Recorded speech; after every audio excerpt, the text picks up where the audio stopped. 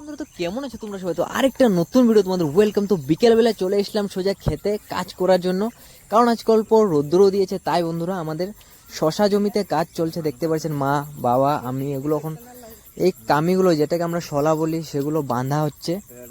তারপর এগুলোকে লতা বাইয়ে দেওয়া হবে সুন্দর করে, যাতে ফল ভালোভাবে ধরে।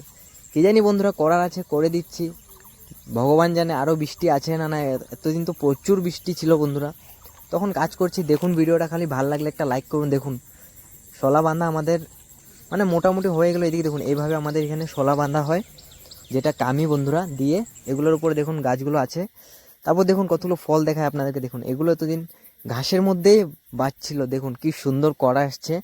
তাই বন্ধুরা ভাবলাম করে দিই, হলে ভগবান তো দিবে বন্ধুরা, আর না তো বৃষ্টি পড়লে তো বরবাদ হবে হবে। আর দেখতে পাচ্ছেন জঙ্গল কিভাবে, আর দেখুন একটি শশা লেগেছে। তো বন্ধুরা আপনাদেরকে খেয়ে দেখায় এটা, মানে স্বাদ তো হবে বন্ধুরা 100% বন্ধুরা। এদিকে দেখুন করা আছে এগুলোর মতো। তো চলুন খেয়ে দেখায় আপনাদেরকে শশাটি কি টেস্ট হয়, দেখতে পাচ্ছেন বন্ধুরা।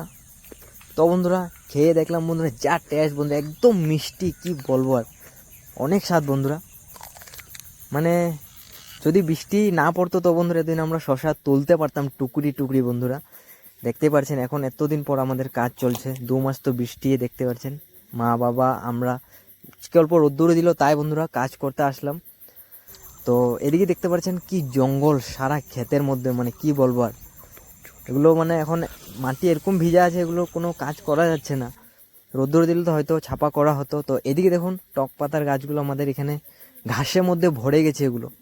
এখন ওগুলো বেশি এখন গরম পেলে ওগুলো গলে যাবে একদম ডাইরেক্ট, কারণ ঘাসের ভিতরে আছে, গরমে গলে যাবে এগুলো নিয়মে। দেখতে পাচ্ছেন এই লাইনটি গোটাই ঘাসে ভরা, শাক তো দেখা যাচ্ছে না, দেখতে পাচ্ছেন একটু একটু দেখা যাচ্ছে টক পাতা বন্ধুরা, আপনারা হয়তো চিনেন। আর এদিকে দেখুন আমাদের টমেটো গাছগুলো অতিরিক্ত বৃষ্টির ফলে দেখুন কিভাবে যে কি হয়েছে, শুকিয়ে একদম ছাড়খাড়ের মতো যেমনি হয়ে গেছে। এদিকে আমাদের বাঁধাকপিগুলো দেখুন সব টাকলু টাকলু হয়ে আছে বন্ধুরা, দেখতে পাচ্ছেন। এগুলো কাটা হবে একদম ছুলে ছুলে, এগুলো একদম ছোট্ট মোটো হয়ে যাবে, একদম 100 গ্রাম 150 গ্রাম হয়ে যাবে।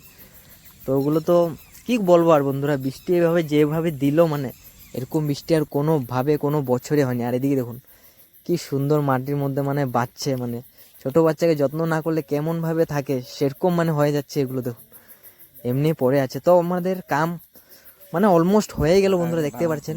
এখন বাবা ফিনিশিং বাঁধ দিচ্ছে এগুলো। তো বন্ধুরা করার আছে করে দিলাম, ভগবানের দেওয়ার থাকলে দিবে, ভগবানের তো দেখে অবশ্যই সবাইকে।